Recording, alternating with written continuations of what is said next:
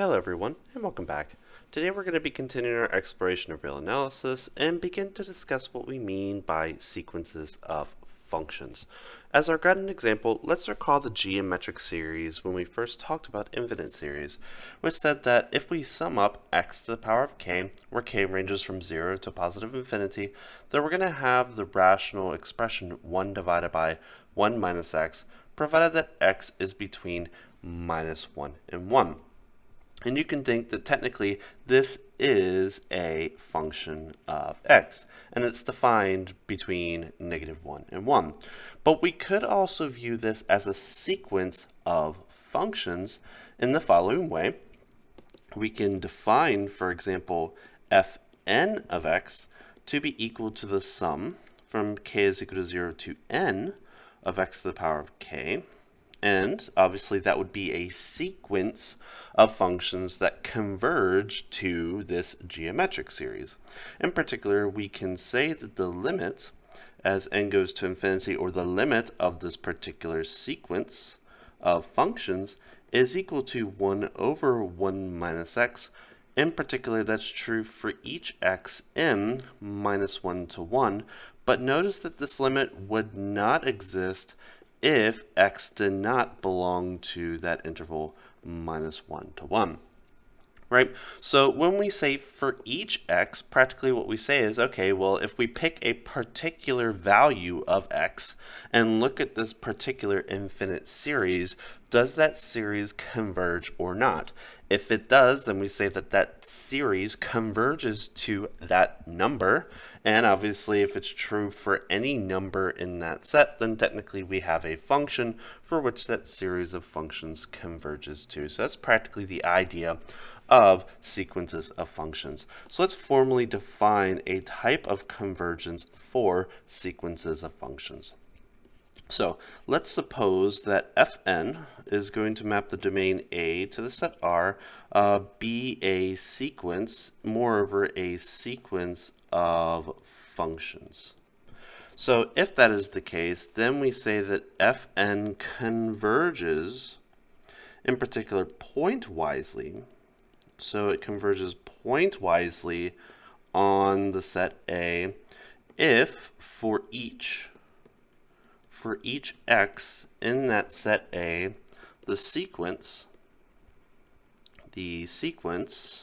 which I'm going to write as fnx, where n ranges from 1 to infinity, converges. Okay, so when we choose a particular value of x, it's no longer really a function anymore. It's just a basic sequence whose domain is the set of natural numbers, right? And we already have several different theorems associated to the convergences of sequences. So if we choose a particular value x and that associated sequence of real numbers converges, then we will say that that sequence of functions converges pointwisely on A if it's true for all x in that set. If so, we will write that the limit of this sequence of functions is equal to fx. In particular, that's a real number for a particular value of x, and that's for each x in A. Some people will also write a p above that equal sign to imply that that is a pointwise convergence of the sequences of functions. All right, so now that we have formally defined what it means to converge pointwisely, let's actually investigate a very interesting question associated to them. So is a sequence of well-defined, and not just well-defined, but continuous functions, is a sequence of well-defined continuous functions that converges pointwisely,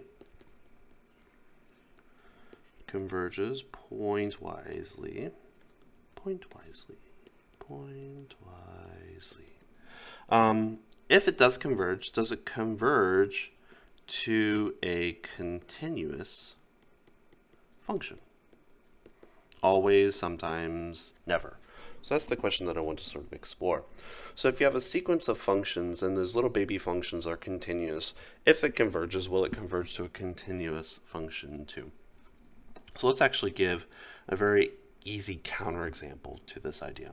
So let's assume that fn of x is defined to be equal to x to the m, where n is a natural number, and let's assume that each of these functions map R to R. We can obviously take the domain of each of these functions to be the domain, the set of real numbers, because we're just working with polynomial expressions. Right? And we know that they're beautifully well-defined continuous functions. So we clearly see that fn is continuous on R, and that's obviously true for all n in the set of natural numbers. So we do have a sequence of well-defined continuous functions, but will it indeed converge pointwisely to a continuous function on R? So let's choose a particular subset of these x values. So in particular, let's assume that x belongs to open interval 1 to infinity. And let's also assume that we're in the interval minus infinity up to minus 1. Right? So what exactly does this sequence converge to? So if we look at this sequence right here, so that's numbers like, for example, f of n of x is equal to 2 to the power of m.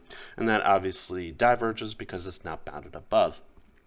And if we choose numbers from minus infinity to minus 1 for our x values, then that's going to be functions of the form like minus 3 to the power of m. And that's an oscillatory unbounded function because we can choose subsequences, one that's increasing and one that's decreasing and unbounded in each of those directions, and hence divergence. So we clearly see that if x belongs to these two intervals, then we clearly see that the limit of this sequence of functions does not belong to the set of real numbers for those values of x. Right? So just because you have a sequence of continuous functions doesn't necessarily even mean that that sequence is going to even converge. And that's kind of troubling. Now keep in mind, one special value that we could have included in this interval is if x is equal to minus 1. So if x is equal to minus 1, what we're looking at is fn of x is equal to minus 1 to the power of m. And that's obviously going to bounce between minus 1, 1, minus 1, 1. And you can choose subsequences that converge to different limits, and hence the sequence diverges. So obviously if x is equal to minus 1, then we again see that the limit of this sequence of functions does not belong to the set of real numbers. Now, one important value is positive 1. So if x is equal to positive 1, what we're looking at is fn of x is equal to positive 1 to the power of m, which we know is always equal to 1 for all natural numbers n. And obviously this sequence converges. So we see that the limit of fn of x is going to be equal to 1, provided that x is equal to positive 1, though. And if we have values in between 1 and negative 1, so if we let x be equal to, let's say, closed interval 0, open interval 1, or minus 1 to 0, this interval right here is probably a little bit more easier to visualize, but nonetheless, that would be sequences of the form like 1 divided by 2 to the power of n, that obviously converges to 0. And if we have numbers between minus 1 and 0, those would be sequences such as 1 divided by minus 3 to the power of m. And you can use your alternating sequence test to establish the convergence of that. Right, so that's going to go to 0 as n goes to infinity.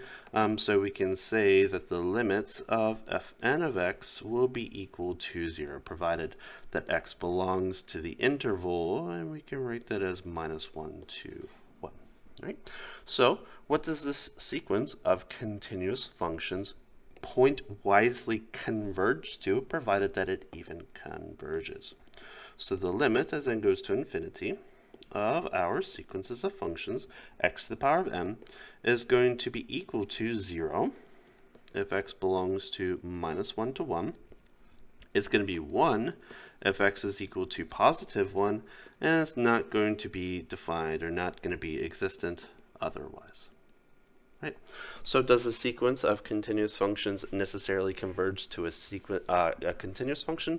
Definitely not. It doesn't even have to be defined or well-defined on the entire set of real numbers. So that's actually a nice little counterexample that we often encounter.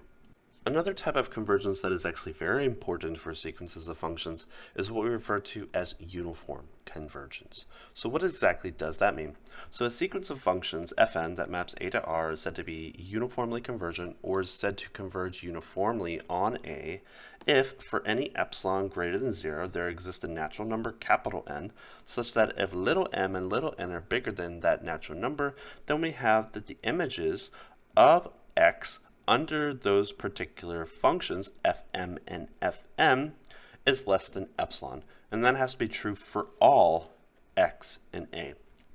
So this epsilon needs to work for all x and a for m and n bigger than capital M. So this definition actually might remind you of the definition of Cauchy sequences, right? Because we're looking at adjacent elements in that sequence of functions. But the difference is this has to be true for all x in the set A. Now, you might be thinking, oh, here we go with another epsilon definition of a concept. Is there some theorems that we can use maybe to help establish uniform convergence so that we don't necessarily have to use this epsilon proof, although epsilon proofs are very nice. And you can actually show very easily with this epsilon definition that if a sequence of functions is uniformly convergent, then it is also pointwise convergent. So you should be able to show that uniform convergent implies pointwise convergence for sequences of functions using this, and I'll leave that for you. Now, for other functions, how to show that it is uniformly convergent. Obviously, if you can show uniform convergence, that implies that it's pointwise convergence from this little corollary. But the next theorem is actually quite useful for dealing with a series of sequences of functions, and this test is usually referred to as the Weierstrass M Test. Weierstrass M Test. And it says the following. So let's suppose that fn is a sequence of functions that maps a to r, and let's assume that mn also is a sequence in the set of real numbers. Not a sequence of functions, but just a sequence. And obviously here n is a natural number, and it has to have the requirement that mn is greater than or equal to 0 for all n in the set of natural numbers. And the connection between fn and mn must be such that the absolute value of fnx must be less than or equal to mn for all x and a. So the sequence of functions is bounded by a sequence. So a sequence of functions is bounded by a non-negative sequence for all x in a. Then the Weierstrass M test says the following. If the sum from n is equal to 1 to infinity of that bounded sequence, if this converges, then the sum from n is equal to 1 to infinity of fnx converges uniformly. Converges uniformly on A. So let's actually look at an example of how to use the Weierstrass M test to test uniform convergence of a series of sequences of functions. And the function that I want to introduce is going to be denoted by Ri, and Ri is going to map from R to R, and we're going to define it by Ri of x is equal to the sum from n is equal to 1 to infinity of 1 divided by n squared times the sine of n squared x. Some people will refer to this as the Riemann function. So the Riemann function. The Riemann function. So firstly, I'm defining the domain of this function to be equal to the set of real numbers, and it's not necessarily obvious to see that this series even is going to be convergent for any real number x. So let's actually test to see if this function is well defined. So is this function Ri, is the Riemann function well defined? I.e., does the series really converge for all real numbers r? So if we look at the sum from n is equal to 1 to infinity of the absolute value of 1 over n squared times the sine of n squared x, we know that the function sine is going to be bounded between -1 and 1, so its absolute value will always be less than or equal to 1. So we can say that that's less than or equal to the sum from n is equal to 1 to infinity of 1 over n squared times 1. And we know that this is just a zeta series evaluated at 2. So that's just going to be zeta at 2, which as we know is going to be pi squared divided by 6, which is obviously a finite number. So since that series converges, that means this series converges too, which means that the sum of these functions, which I'm going to denote as fnx, so the sum of fnx converges absolutely. It converges absolutely because the absolute value of that sequence converges, which means that the sum from fnx converges, right? Because if it's absolutely convergent, then it implies that that series is also convergent, which means that the function Ri, for which this series of functions converges to, is well defined. So it is well defined. Right? So that's a good thing.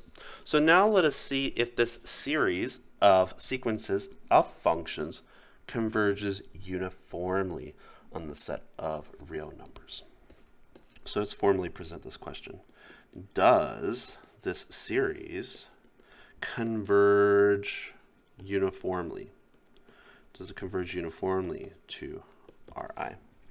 So again, we're going to denote fnx to be equal to 1 divided by n squared times the sine of n squared x. So does this sequence converge uniformly to Ri of x? So that's the question that we're trying to answer here. So the first thing that we need to see is, does this sequence fnx, which we know is just going to be equal to the absolute value of 1 over n squared times the sine of n squared x, is this bounded above by a non-negative sequence? So we know that this is going to be less than or equal to 1 over n squared is a positive, so we can ignore it, and we can write that as 1 over n squared times 1, which we know to be equal to n squared. So we already know that 1 over n squared is non-negative because that's precisely equal to just a zeta value as n goes to infinity when you sum that up. So this is going to be our sequence of bounds. And this is obviously, again, always non-negative, and that's going to be true for all m in the set of natural numbers. So we have that the absolute value of our sequences of functions is bounded by this sequence of non-negative functions. Now we need to make sure that this sequence of bounds under a series converges as well, right? Because obviously that's always less than or equal to 1, but you can't use 1 as your bounds for your functions because that series will diverge. So you need to make sure your bounds are convergent under a series as well. So let's look at the sum from n is equal to 1 to infinity of mm. So that's going to be the sum from n is equal to 1 to infinity of 1 over n squared, and we already know that that's going to be equal to zeta 2, which obviously is a real number because the domain of zeta is open interval 1 to infinity. Right? So we have that 1, our sequences of functions are bounded by a non-negative sequence of real numbers, and that sequence of bounds is convergent under that infinite series. So therefore, by the Weierstrass M test, we have that the sum from n is equal to 1 to infinity of 1 over n squared sine of n squared x converges uniformly. In particular, it converges uniformly to this function for which we're defining as the Riemann function. The next theorem that I want to introduce is actually quite beautiful, and it says the following. Suppose that you have a sequence of functions fn that converges uniformly to f. And let's assume also that those little sequences of functions fn are continuous on your domain. Then, if fn does converge uniformly to f, then the function that it converges to, that function f, is also continuous on the set A, which means that you don't have to test for, continuity or differentiability if you're trying to sort of cover more ground in one theorem. You can actually just use that converges uniformly to f, provided that the little baby functions are continuous, implies that the limit of functions is actually continuous as well. So as a very easy example, if we consider the Riemann function, for example, which again is the sum from n is equal to 1 to infinity of 1 over n squared times the sine of n squared x, we clearly see that this function in terms of x is continuous because it is just a oscillatory sine wave. Obviously, the period does change and its amplitude does change as n changes, but nonetheless, it is still a sine wave. So obviously, these functions are continuous on the set of real numbers, and we've already proven via the Weierstrass M test that establishes that the sequence converges uniformly to this function Riemann. Right? So obviously it converges to this f of x is equal to Rix. So since it converges uniformly to Rix and Fn is continuous, then we have, as a corollary of this theorem, that the Riemann function is also continuous on the set of real numbers. So that's actually pretty nice. The next theorem is actually quite interesting because now we're going to be talking about the differentiability of the Riemann function and a closely related counterpart, but we're not going to prove these since the proof of these are a little bit more advanced for our taste. But the proof of the differentiability of the Riemann function is due to at least two people, Hardy and Gerver. And the Hardy-Gerver theorem says the following. So if we consider the Riemann function which maps R to R and we choose a particular element in the real numbers, if x is a irrational multiple of pi, then one can show that the Riemann function is not differentiable at that particular point. Moreover, if x is a rational multiple of pi in either of these forms, then one can also show that the Riemann function is again not differentiable at those points. But if x is a rational multiple of pi of this form, then one can show that the Riemann function is differentiable at these points, and the derivative is equal to minus 1/2. Obviously, minus 1/2 is a real number, so that gives us a set of numbers for which the Riemann function is differentiable. Right? So obviously that's going to be a countable collection of numbers, so we can see that the Riemann function is, and you should be able to explore this theorem in more detail, and be able to say firmly that the Riemann function is only differentiable on a countable set of points. Right? So it's continuous everywhere, as we've already proven, but it's only differentiable on a countable set of points of this form precisely. Right? So that's actually pretty interesting. So let's introduce another function that's closely related to the Riemann function, because Riemann conjectured originally that the Riemann function was not differentiable anywhere, and the Hardy-Gerver theorem obviously contradicts that conjecture. So another function, which is due to Weierstrass, and I'm going to denote this function as VAB of x, and this is going to be defined to be equal to, again, a series defined function from n is equal to 0 to infinity of a to the power of m times the cosine of b to the power of n pi x. So this is what we refer to, or will refer to, as the Weierstrass function. So the Weierstrass function. Okay. Now, there are a couple requirements on these parameters a and b to have these nice properties that Weierstrass wants these functions to have. So if you want some special properties, a couple of the requirements are a must be belonging to the interval 0 to 1. 2, b must be an odd positive integer. And the product of a and b must be strictly greater than 1 plus 3/2 of pi.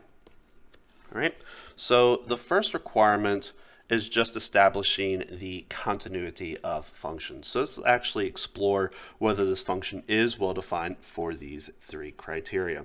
So if we look at, or let's begin by defining our sequences of functions fnx, and let's define them to be equal to am cosine of bn pi x, and let's even see if this function is well defined.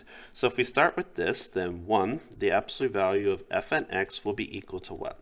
So that's going to be equal to, well, a is positive, so that's going to be equal to an, and then we're going to have the cosine of bn pi x, and we know that's going to be less than or equal to an times 1. And obviously this number is always between 0 and 1, but nonetheless it is always non-negative, so I'm going to be defining this sequence as my sequence of bounds mm. Okay, so 2, let's see if this sequence converges. So the sum from n is equal to 1 to infinity of mm. So that's going to be the sum from n is equal to 1 to infinity of a to the power of n. So that's just a geometric series with the n is equal to 0 term missing. So that's going to be equal to a divided by 1 minus a, and that obviously is well defined. So therefore what? So therefore this sequence of functions converges uniformly to the Weierstrass function, and by that other theorem we also have that the Weierstrass function is continuous on the set of real numbers. Notice here that we have only used the first criteria, right? But from these two things we can see that Fn converges uniformly to this function WAB, and this also implies that WAB is continuous on R, right? So the Weierstrass function does obviously converge uniformly as long as a is between 0 and 1, and implying that it's continuous everywhere. But using those other two properties about a and b, one can show, and the proof of this is actually super exciting, and I definitely recommend looking at any of the proofs for this, which we won't do here, but the Weierstrass function is not differentiable on R, i.e. it is not differentiable anywhere, right? And some people will just refer to that as the Weierstrass theorem for Weierstrass function. What I want to do is to close this discussion of sequences of functions by giving a nice little justification of the existence of your notable function e to the power of x, or expx as some people will notate it by. So the theorem says that there exists a function e that is defined on all of R that satisfies the properties that the derivative of it is itself for every point in its domain, and e to the 0 is equal to 1. Now, I'm not claiming that there exists a unique function e, but I'm claiming that there exists a function. Uniqueness we can get a little bit later once we start talking about differential equations. So how are we going to justify the existence of this function? So what I'm going to do is I'm going to define a sequence of functions. The first I'm going to define as 1 plus x, and the next ones I'm going to define recursively as en plus 1x is equal to 1 plus the integral from 0 to x of en of t dt. So I have a sequence of functions. So from these definitions you should be able to clearly see that e1 of 0 will be equal to 1 plus 0, which will be equal to 1. And you should also be able to see from the second property that the derivative of en plus 1x will be equal to 1 plus the derivative from 0 to x of en of t dt. And obviously we need to differentiate that 1, let's not forget that. And that's just going to give us en of x. So we have e1 of 0 is equal to 1, and e prime n plus 1x is equal to enx. So those are sort of the properties that we're aiming for. We just need to establish that the sequence converges. And since e1 and en plus 1 and en are all subsequences of our general sequence, they're all going to converge to the same limit. So that is going to give us the two properties that we want as a corollary once we establish the convergence of this sequence. Right? Now, mathematical induction using these two should be able to show that enx is going to be equal to the sum from k is equal to 0 to n of x to the power of k all over k factorial. So it's the first n plus 1 terms of the Taylor series for e to the power of x, and that shouldn't surprise you, right? So practically what I'm doing here is I'm defining e to the x in terms of its Taylor series, but not directly as its Taylor series, but more so a sequence of functions in terms of its Taylor series. So what we're going to do is we're going to let m be greater than m. So we're going to see if this sequence definitely does converge, in particular converge uniformly on some interval. Okay, so let's consider EMX minus ENX, the difference between them, right? So since M is bigger than N, therefore all of the terms of ENX are going to be inside of EMX plus some more, starting at M plus 1, M plus 2, going up to M.